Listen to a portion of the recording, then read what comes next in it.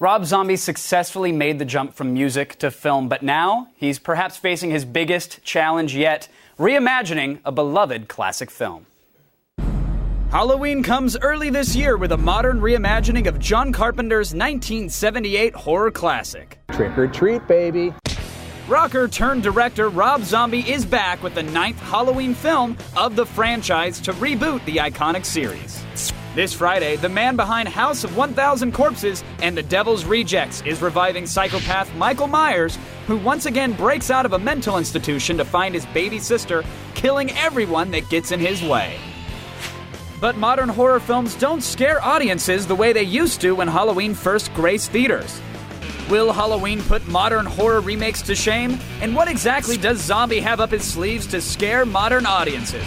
Strap on your killing mask. It's The Loop.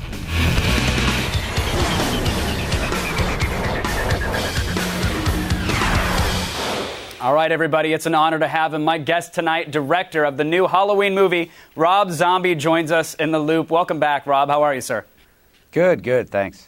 Now, Rob, a lot of people are talking about the horror genre in general and how it's been changing and evolving, but there's always that old standby of that, hey, it's supposed to be scary, right? It's supposed to, at some point, frighten you if it's a horror film.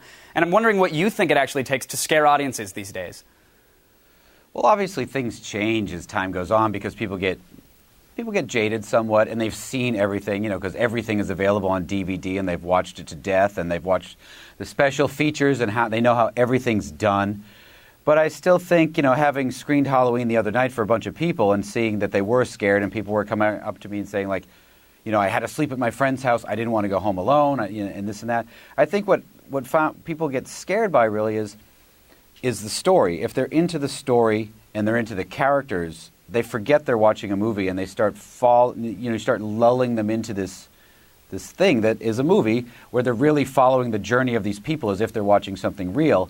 And then when things start happening, I think that's when they get scared. If they're always consciously watching a movie in their minds, I don't think it scares them. So is it about, it's sort of about that tension and the pacing of the action that is happening versus gratuitous torture porn 24/7 to the point where you don't even care about these characters? Well, yeah, I mean, a movie is just, you're manipulating people's emotions, and whether it's a comedy or horror movie, I mean, you're trying to get them to look at a piece of film and have an emotional response. So, I mean, in a way, you just need a more sophisticated bag of tricks to get to them each time. And when I think what I'm trying to say is maybe like a movie like The Shining, when I first saw that, it became scary to me because the pacing of it just lulled me so much that I felt like I was in that hotel, so that even the sound of a little kid riding a big wheel on a carpet seemed scary, when clearly it's not scary, but your mindset started slipping, and you were so sucked into it. And I think that's what gets to people after a while. When I read, you said that your Michael Myers is really nothing compared to the ones before. That your Michael Myers is going to be the scariest. It's going to make the other ones look like pansies in comparison. Was it hard coming up with when you reached into that bag? Did you have to come up with new tricks to pull out to make that happen? Well, sure. I mean, obviously, the first Halloween is amazing. It's an amazing film. I love it. It was terrifying to people. It's probably still terrifying to people. But then what happens is you get a character like Michael Myers who over the course of 7 sequels becomes so familiar that basically he runs dry. So to me, the trick was, how do you take something that for 30 years has become so iconic that he's almost like Ronald McDonald, you just recognize him so much, and make him scary again? And what I thought was you start back at the beginning and start with him as a kid and really tell his story in great detail, so that by the time iconic Michael Myers pops up, your mindset of who you think this character is completely changed. And that's the only way to get to people, is by just sinking so deep into them. It's not just going to be because he's a big guy in a rubber mask killing people.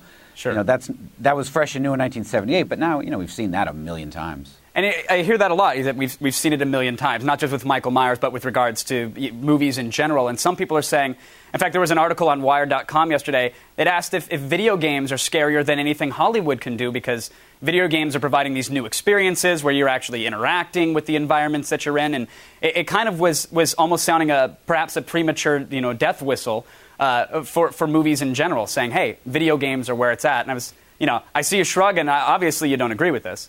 Well, I mean, that's always happens. I mean, it's just, people are always saying it's the death of whatever, as soon as someone says, no one will ever make a successful pirate movie. Can't be done.